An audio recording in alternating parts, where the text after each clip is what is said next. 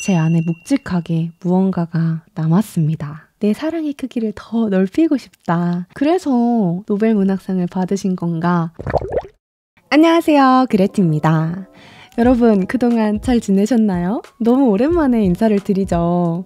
그동안 진짜 엄청난 일이 있었잖아요. 한강 작가님의 노벨문학상 수상 소식이 있었습니다. 그날 저는 저녁에 요가를 다녀왔어요. 요가를 딱 다녀와서 집에 딱 도착을 했는데 엄마가 갑자기 은진아, 속보래. 한강 작가가 노벨문학상 받았대. 이러시는 거예요. 한국에서? 노벨문학상? 내가 아는 그 노벨문학상이 나왔다고? 너무 감격스럽다. 영화라든지 그리고 음악이라든지 아카데미에서 상 받은 것도 그렇고 빌보드에서 케이팝이 아주 뭐 난리도 아니잖아요. 거기에 이어서 이제 책도 이런 수상을 하는 거를 보면서 물론 이전에도 부커상이라든지 메디치 상이라든지 많은 상을 받았지만 그래도 약간 노벨문학상은 정말 상상도 못했었는데 노벨문학상을 받고 나니까 제 가슴이 막 심장이 벌렁벌렁 하더라고요.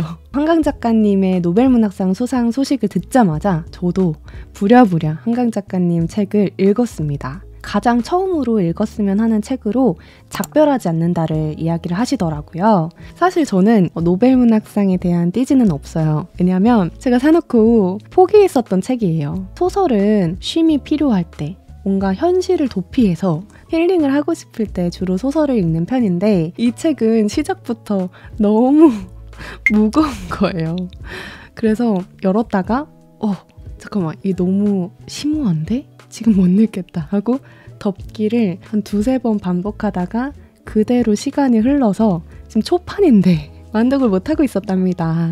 소년이 온다랑 채식주의자는 이렇게까지 어려웠던 것 같지는 않았는데 이상하게 작별하지 않는다는 조금 어려웠습니다. 이동진 평론가님도 한강 작가님 책이 후루룩 읽기에는 어려운 게 맞고 특히 이 작별하지 않는다는 좀 마지막에 읽기를 권하시더라고요. 그래서 나만 어려운 게 아니구나. 어려울 수 있는 책이구나 하고 조금 위안을 얻었습니다. 그래도 이번에 읽을 때는 노벨문학상 수상 작품을 내가 모국어로 읽을 수 있는데 이거를 읽지 않는 건 특권을 저버리는 거다. 한국어를 할 수 있는 사람들만 누릴 수 있는 기쁨이다. 이런 생각으로 내가 완독을 해야겠다라는 마음으로 읽었더니 중반부터는 확실히 몰입이 잘 됐고 마지막까지 읽었을 때 제 안에 묵직하게 무언가가 남았습니다. 소년이 온다랑 채식주의자 같은 경우에는 워낙 정리가 잘 된 영상들이 많이 있으니까 저는 작별하지 않는다가 무슨 내용인지 간략하게 좀 소개를 해보고 그 묵직한 하나가 뭔지 가볍게 소개를 해볼게요. 작별하지 않는다는 경아라는 주인공이 나오는데요. 어느 날 경아가 길을 가다가 친구한테서 문자 하나를 받게 돼요. 지금 여기로 와줄 수 있어? 근데 이 친구가 어떤 친구냐면 영화 감독을 하다가 별안간 제주도로 내려가서 목수가 된 친구입니다. 친구의 이름은 인선이에요. 그 인선이라는 친구가 갑자기 여기로 와줄 수 있어? 이러니까 제주도로 와달라는 거야? 이렇게 대뜸? 이렇게 생각이 들잖아요. 근데 이어서 문자가 옵니다. 주소가 어디냐면 서울에 있는 한 병원이에요. 이런 문자를 받으면 저라도 당연히 얘가 지금 다쳤나 보다. 큰 수술을 하니까 서울로 올라왔나 보다. 이런 생각이 들잖아요. 그래서 바로 진짜 인선을 찾아갑니다. 인선이 목수라고 했잖아요. 그러니까 일을 하면서 다칠 일이 얼마나 많았겠어요. 역시나 손가락이 절단이 돼서 봉합수술을 하러 서울에 온 거였어요. 이걸 처리를 어떻게 해야 되냐면 3분마다 한 번씩 피를 뽑고 소독을 해야 돼요. 그래서 경아는 순간 얘가 지금 이걸 나한테 부탁하려고 여기 와달라고 한 건가? 라는 생각이 들었는데 목적은 그게 아니었어요. 뭐였냐면 자기가 지금 수술 때문에 급하게 서울로 올라왔으니까 지금 내 집에 있는 내가 키우는 앵무새가 죽어가고 있다. 그러니까 바로 지금 제주도로 내려가서 이 앵무새가 죽지 않게 밥도 주고 물도 주고 너가 좀 케어를 해달라 이렇게 부탁을 합니다. 얼마나 황당해요. 근데 이 부탁을 하는 인선의 표정은 너무 심각한 거죠. 경아는 차마 거절할 수가 없어서 진짜 제주로 갑니다. 경아가 인선의 집에 도착해서 발견한 건 엄청 많은, 거의 100그루 가까이 되는 통나무들을 보았습니다. 물론 목수니까 나무가 있는 게 당연한 거 아니야? 이렇게 생각하실 수도 있는데, 예전에 경아가 인선이 영화감독 시절에 우리 같이 뭐 프로젝트 하나 해볼래? 이렇게 제안을 했었던 게 있어요. 그 프로젝트 이름이 바로 이 책의 제목인 작별하지 않는다입니다.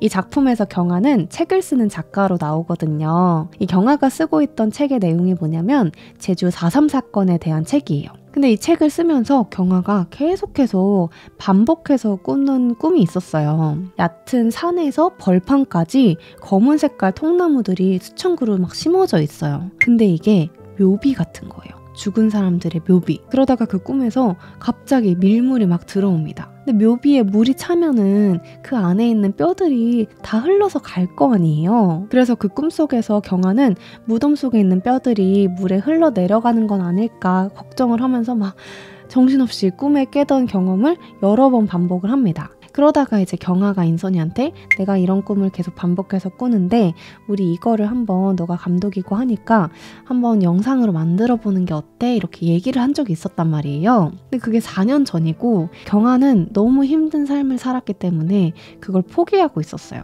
근데 인선이는 집에서, 제주도에서 혼자 그거를 준비를 하고 있었던 거예요. 제주에 있는 인선의 집에 도착해서 그 통나무들을 경아가 발견을 했고, 또 지금 가장 중요한 거는 앵무새를 살려야 되는 거잖아요. 그래서 앵무새를 살리려고 갔는데 앵무새는 죽어 있었습니다. 경아가 인선의 집에 가는 길이 되게 험난했어요. 기절하고 정신을 잃고 내가 지금 죽었는지 살았는지 제정신이 아닌 상태에서 인선의 집에 들어갔기 때문에 되게 추운 몸을 이끌고 잠을 잤는데 다음날 봤더니 앵무새가 살아있는 거예요. 그리고 서울 병원에 있어야 될 인선이가 제주집에 떡하니 살아서 있는 거예요. 그래서 경아는 이게 지금 죽어있는 영혼인 건지 아니면 지금 내가 죽어가지고 내가 혼이 된 건지 혼란에 빠집니다. 그 상태로 인선이랑 인선이 집에서 대화를 하게 되고요. 이 대화를 통해서 인선의 부모님이 제주 4.3 사건의 생존자였다는 걸 알게 돼요. 그러니까 경아는 포기하려고 했었던 그 작별하지 않는다라는 프로젝트를 인선이는 생존자 딸의 입장에서 그걸 애도하고 싶었던 마음으로 준비를 하고 있었던 거죠. 여기까지가 이야기가 진행되는 과정이었고요. 이 뒤부터는 죽은 영혼인가 싶은 인선과 아니면 내가 죽은 건가 싶은 경아의 대화가 시작이 됩니다. 인선의 부모님이 제주 4.3 사건의 생존자였기 때문에 이제 엄마와 아빠의 이야기를 인선이 생생하게 들려주게 됩니다. 이 책을 덮고 나서 저한테 남았던 그 묵직한 한 가지가 뭐였냐면 진짜 사랑은 헌신이다. 한강 작가님이 이 작별하지 않는다가 지극한 사랑에 대한 소설이기를 빈다고 하셨는데 제가 개인적으로 느꼈을 때는 내가 나 힘든 것만 생각하는 게 아니라 굳이 다른 사람의 고통과 힘듦을 같이 느껴보려고 하는 노력이야말로 사랑인 것 같다였어요. 우리 왜 그런 상황들 있잖아요. 너만 힘드니? 나도 힘들어. 다들 각자의 삶의 무게가 있고 고통이 있고 고민이 많고 사실 그래서 제가 이 책을 초반에 몇 번 포기했었던 것도 내가 이 고통을 마주하기에는 내 심적인 여유가 없다. 그렇게 생각을 해서 이 이야기를 듣기를 외면했었던 것 같아요. 그런데 정말 저랑 관련이 없을 것만 같았던 제주 4.3 사건의 이야기를 마주하면서 내가 더 넓어지려면 내가 나만 생각하는 사람이 아니려면 다른 사람의 고통을 이해할 수 있는 사람이 돼야겠다. 그런 마음이 들었던 것 같아요. 그리고 한강 작가님은 이 사건을 조사하고 그 이야기들을 들으면서 얼마나 큰 고통을 함께 느끼셨을까. 세상이 어두워 보이고 희망이 없어 보이셨을 텐데 인류에 대해서 어떻게 그렇게 희망과 사랑을 여전히 가지고 계시고 그걸 전달할 수 있을까. 그래서 인류 복지에 기여하는 노벨 문학상을 받으신 건가 정말 감탄을 하면서 읽었던 것 같아요.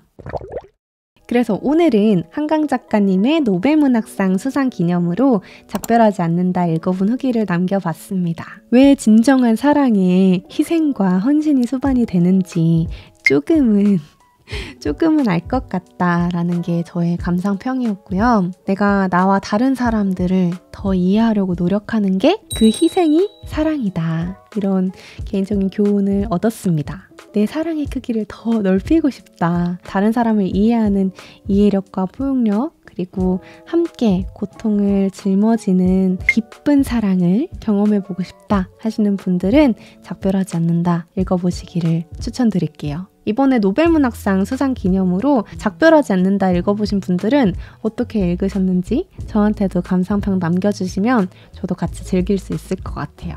그리고 보시다시피 좀 새로운 장소죠. 제가 이사를 해가지고 앞으로는 여기서 자주 인사를 드릴 것 같아요. 이사가 끝나기도 전에 대학원 졸업연구 주제가 갑자기 조금씩 바뀌기 시작하고 정신없이 일상을 보내느라고 영상을 많이 못 만들었는데 이 영상을 찍는 날짜가 예비심사일입니다. 지금 새벽인데 그리고 사실 제 생일이기도 해요. 생일날 예비심사 받는 굉장히 뜻깊은 하루인데요. 무튼 예비심사 끝나고 이제 조금 마무리를 하면 되는 단계를 앞두고 있어서 다시 영상을 열심히 만들어 볼 수 있지 않을까 기대를 하고 있습니다. 그러면 저는 다음 영상에서 제가 읽은 것, 그리고 배우고 깨달은 것들 또 열심히 나눠보도록 하겠습니다. 그러면 다음 영상에서 인사드릴게요. 안녕!